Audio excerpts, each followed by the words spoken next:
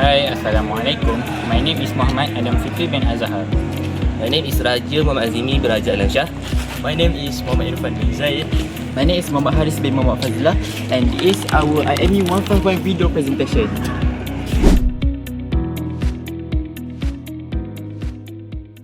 Assalamualaikum warahmatullahi wabarakatuh. Today we are going to present a topic about Bnpl, specifically for Shopee Paylater.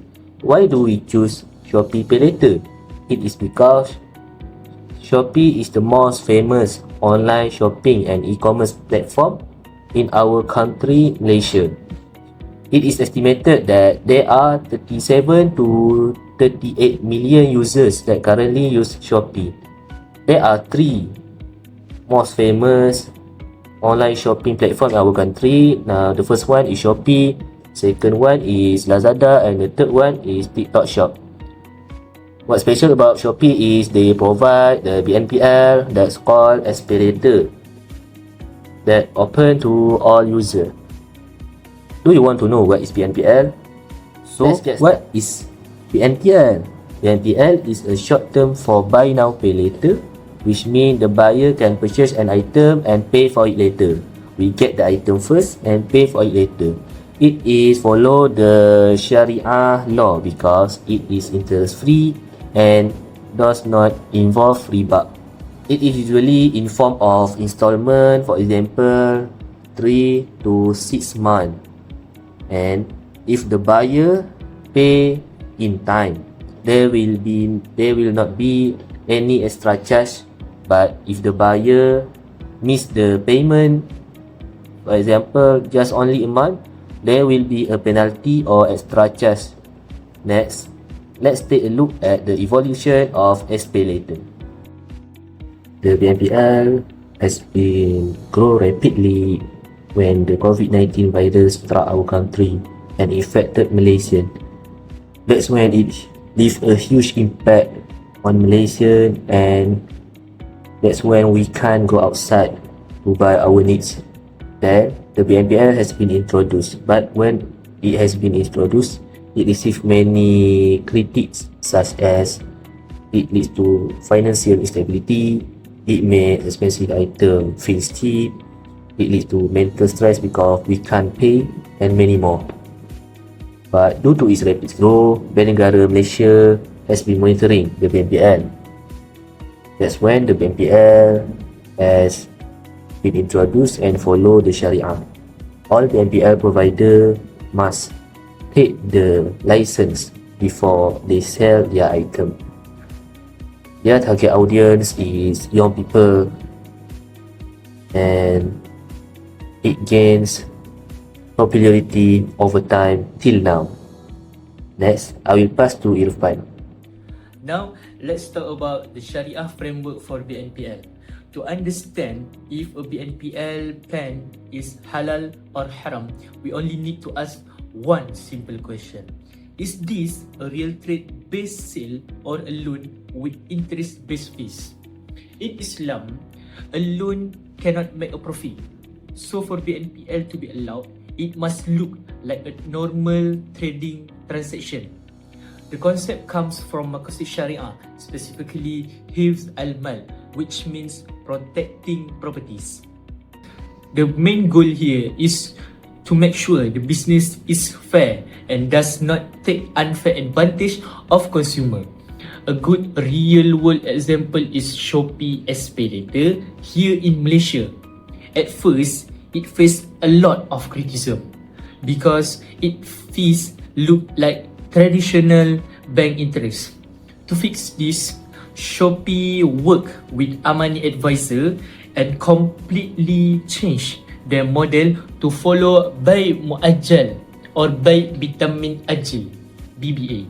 Basically, this means the extra fee we pay is now a fixed profit markup on the item, not interest on a loan. This small but important change make it fully approved by Bank Negara Malaysia Syariah Advisory Council. Next, for this part, let's compare riba and riba. What exactly is riba? Legally, riba is any extra money change in a loan without giving anything back in return. The Quran strictly forbids this because it leads to an unfair economy. There are two main types of riba we need to know. The first one is riba al-nasi'ah, riba of delay. This is when a lender charge you more money just because you need more time to pay it back. The second one is riba al-fadl, riba of surplus. This happens when trading items like gold and silver in an equal amount.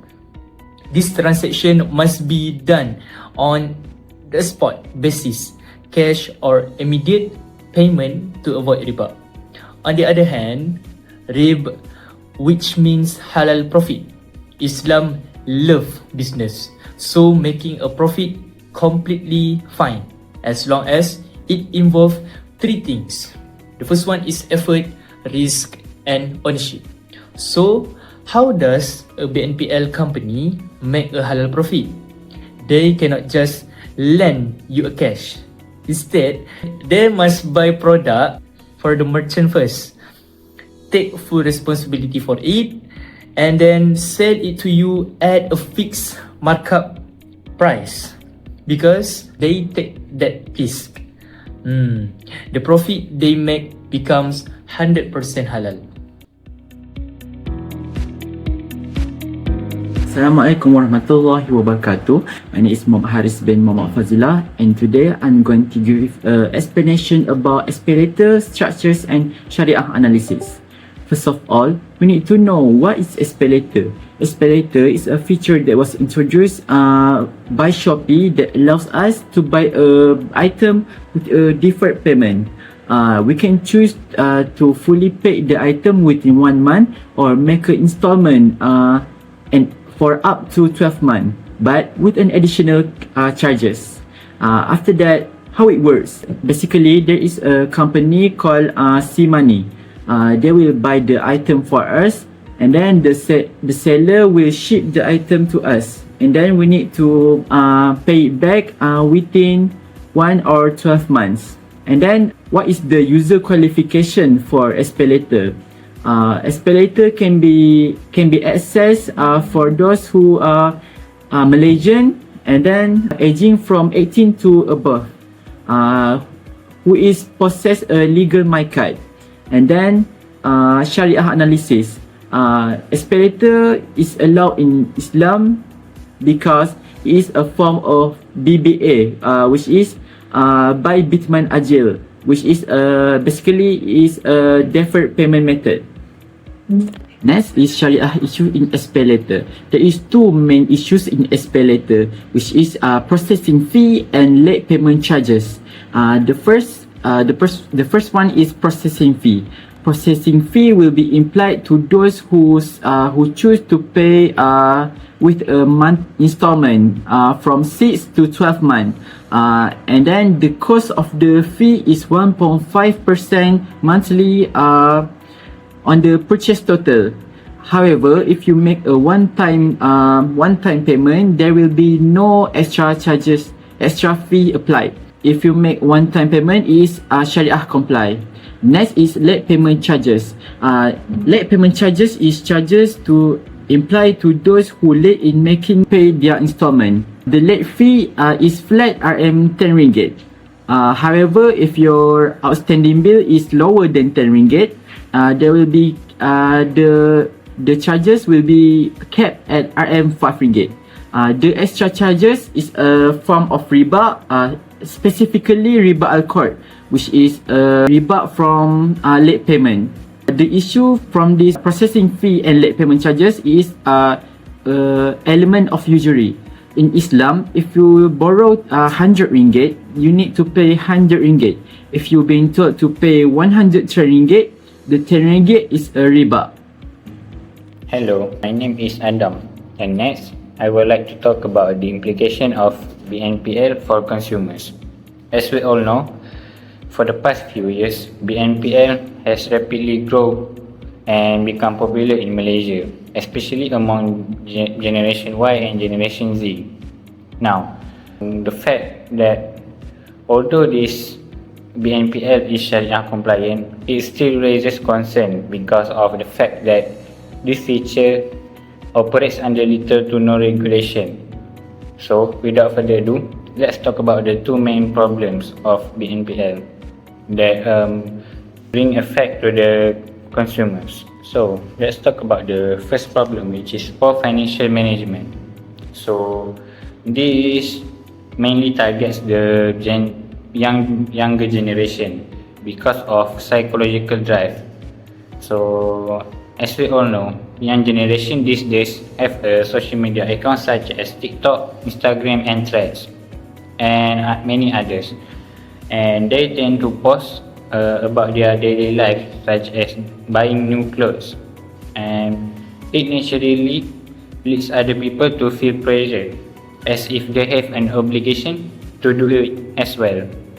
So it leads others to also excessive spending money to buy unnecessary items such as expensive clothes, and it makes them post about it online. And another one is the illusion of free risk shopping. This one, as we all know, Bnpl is an online transaction, so it creates an illusion that makes people think that it is easy to spend money online because we don't have to pay for travel expenses as we only click the buy button from our home. So it also naturally leads to excessive spending. Okay, that's for the first point. And now to the second point, which is financial literacy. The target demographic, it can be anyone with poor financial management, with mentally deficient. So this one is because people tend to buy things just to feel the temporary pleasure. It's because they want to feel the pleasure instantly instead of buying items that bring long-term benefit. So this one, it can be applied to anyone with weak mental health, weak mentality. So studies also show that even financially educated people fall to Bnpl, these Bnpl features. And lastly, even if people are rationally disciplined on money saving, it can be override by the sheer feeling of FOMO and flexibility. This is because people want to flex. So even if they are good at managing wealth, it is amazing how the feeling of want to flex can be override. Okay, that's all from me. So in conclusion, Bnpl is a powerful tool for financial flexibility because it is an online transaction, so we can do it at our home. But however, it is a double-edged sword for consumer because although it is beneficial in its own way, it can also be harmful if we don't spend our money properly. So while the concept mechanism is legally halal, the ethical consumption aspect relies heavily on the user. So it means that although the transaction is halal, it can be haram if we use it in an improper way, such as excessive spending. Okay, so to sum up, consumers must exercise Saddul ad-Darai, which is blocking the means to harm, by practicing self-discipline to avoid excessive spending and falling into wasteful spending, and also debt accumulation. Okay, that's all from me. Thank you.